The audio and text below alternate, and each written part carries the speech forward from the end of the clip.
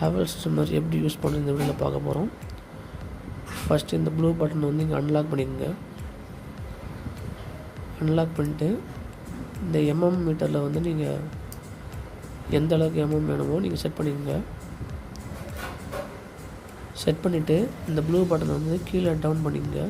உங்களுக்கு இந்த வீடியோ பிடிச்சிருந்தா மறக்காமல் சப்ஸ்கிரைப் பண்ணிக்கோங்க. செட் பண்ணியாச்சு. இப்போ இந்த ப்ளூ பட்டனை வந்து கீழே டவுன் பண்ணிங்கன்னா அந்த எம்எம்மில் வந்து செட் ஆகிடும். இதுதான் ஆன் ஆஃப் பட்டன்.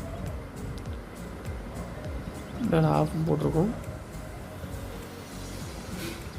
நீங்கள் அதை ஆன் பண்ணும்போது டிஸ்பிளேல இண்டிகேட்டர் ஆகும் எவ்வளோ சார்ஜ் இருக்குன்னு. அடுத்து பார்த்திங்கன்னா சைட் பட்டன்ஸ், இந்த 2 சைடில் பட்டன் இருக்கும். இந்த ப்ளூ பட்டனை அன்லாக் பண்ணிவிட்டு இந்த சைட் பட்டனை ப்ரெஸ் பண்ணி மேலே தள்ளிங்கன்னா இந்த கேப் வந்து ரிமூவ் ஆகும். இதே ப்ரெஸ் பண்ணி டவுன் பண்ணிங்கன்னா